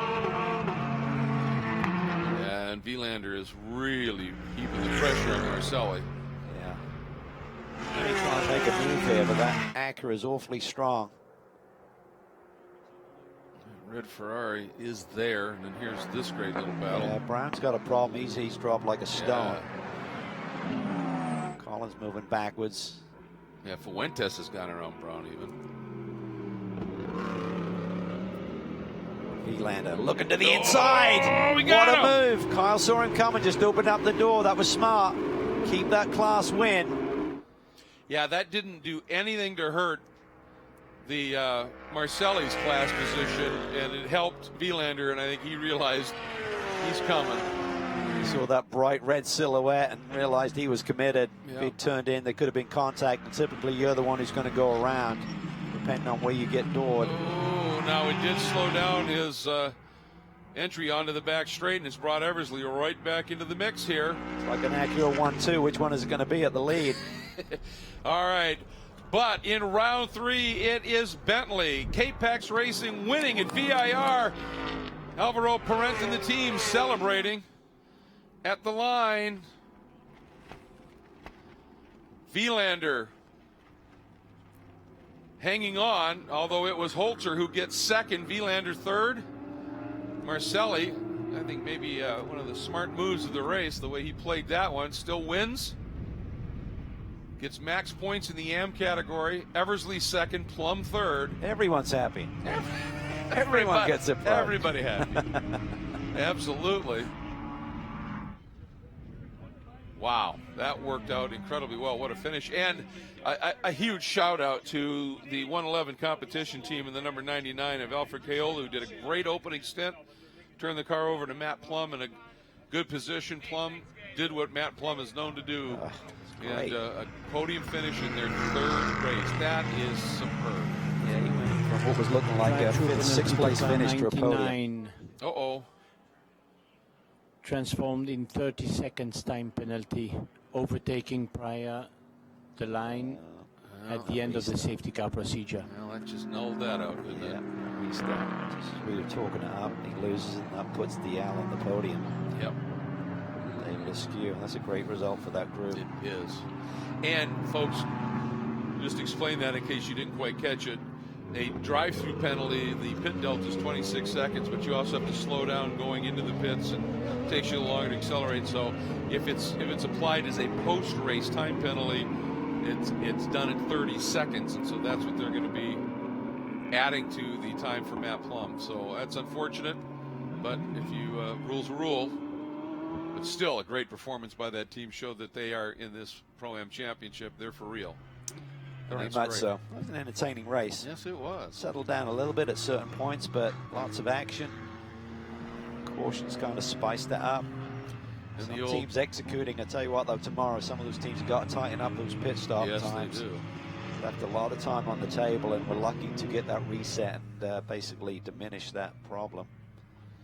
Well, and you look at 11 seconds long in the pit stop. Look where Vilander finished. Yep.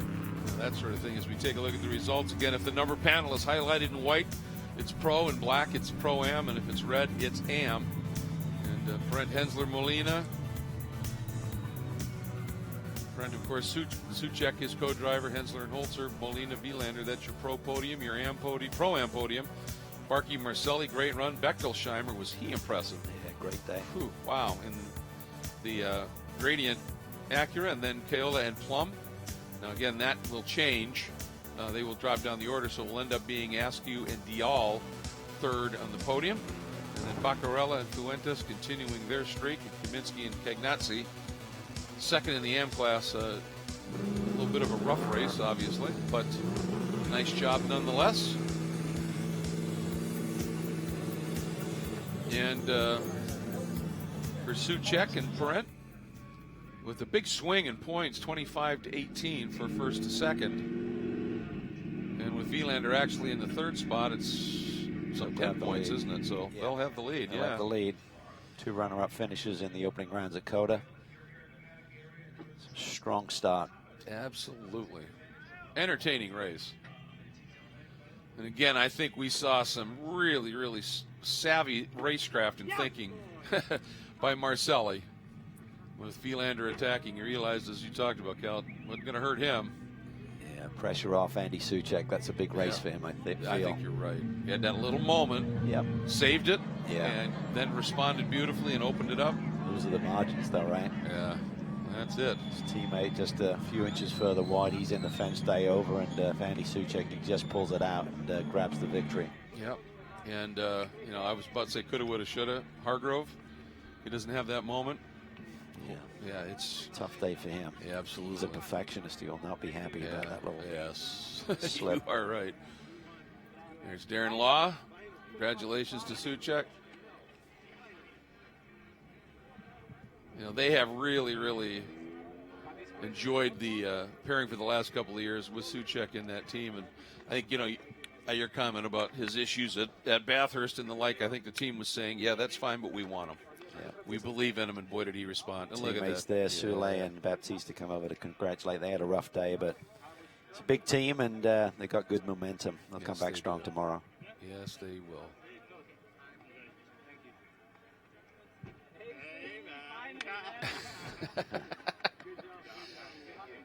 The smiles, man, it's just absolutely fantastic. All right, and the celebrations are continuing and will be for a while, certainly. And I know working his way into the celebrations is Ryan Moraine. Well, there's some real emotion down here in Victory Lane. Andy Soucek, sorry to pull you away from the celebration. Plenty of folks coming up to give you some congratulations. Why is this win so special? Well, it took 1 year and a few races to come.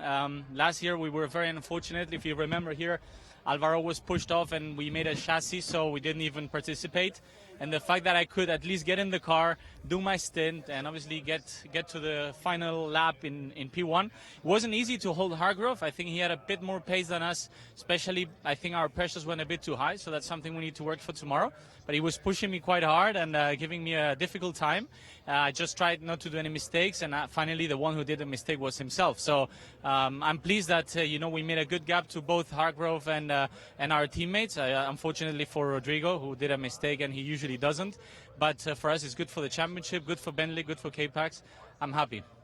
Congratulations on the race win, Andy, and best of luck in race 2. Thank you so much. I appreciate it. Thank you. Yeah, I think you're right. I think that was an important one for him, and did a nice job in those last couple of laps when he had that a couple of lap cars between himself. He had the margin and was able to stretch it. And let's give a shout out to Marco Holzer and Wolf Henser. Solid second place finish for the Allegra team. They were in it all day long, and nice to see them come through with a big finish. Yeah, really as well. Solid day. Yeah. Wolfie was up on the wheel early, and Marco, was a big day for him. Nice to see him have a strong run. And we've been talking about the great run to start this season for that Racer's Edge team, and another great finish here, and a savvy bit of racecraft by Marcelli on that last lap. Yes, Martin Marquee started the race. Kyle Marcelli finished it off, and man, you had some wild racing in there, especially on that restart. What was going through your mind as you were fighting for Tony Vilander for an overall position, but not a position in class? Yeah, no, I think you hit the nail on the head there. It was just a matter of, recognizing where we were and where our fight is. And, we're running in the Pro-Am category. We were leading in our class, yet we were caught up with the Pro battle. And, as much as you want to be there, you also don't want to be there. And I know Tony was going to be aggressive. So when he, went for the move, I gave it to him and didn't bother fighting.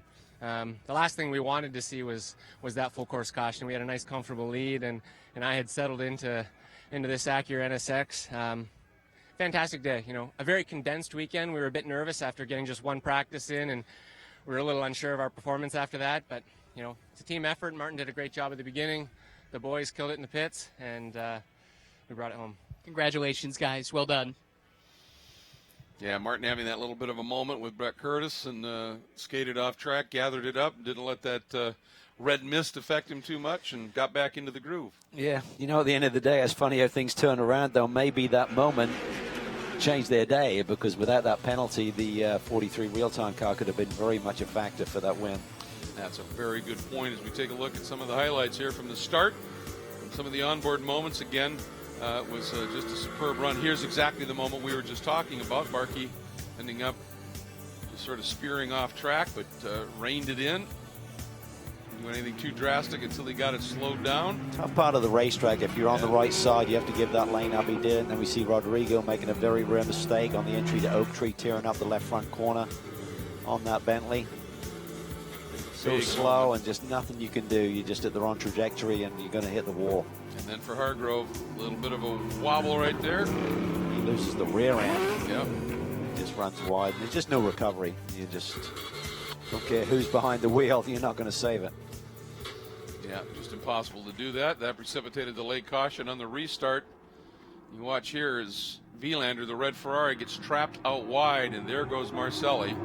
He just gets out wide. There's maybe a little bit of marbles out there, but ultimately Soucek grabs the win. An elated K-Pax crew celebrating, as did Andy Soucek as he climbed out in the victory circle area. So the podiums are underway, and again, with that late penalty, post-race penalty to the Ferrari. It's a nice ride there. Ryan Dial and David Askew come through and earn a nice third place. Second place, Ryan Eversley and Till Bechtelsheimer. Boy, Till was impressive. Yeah, some great performances there today. Ryan did a really nice job too in cleaning up and bringing it home. And then your winners. Because they want the photogs too. They did a phenomenal job. What a start to the season for Racer's Edge, stepping up into the GT3 ranks. And, you know, John Maraghi said, we felt we deserved to be here. We should be here, and they're sure acting like they've been there for years, haven't they? Yes. And I think the cool thing about tonight, there's going to be a lot of woulda, coulda, shouldas going on. So everyone's going to be fired up for tomorrow, just saying if we execute a little bit better and if we eliminate this mistake or this happens a little bit differently, we're in with a shout. A lot of really keen competitors have the pace, it seems, to grab some podiums and wins tomorrow. Well, there's some key players that had awfully bad, long pit stops, and that's step one to address that. So that wraps up our coverage here of the third round of the Blancpain GT World Challenge America Championship at Virginia International Raceway, presented by Henry Repeating Arms. Thanks so much for joining us. A lot more to come. Don't go too far away. VIR is staying busy.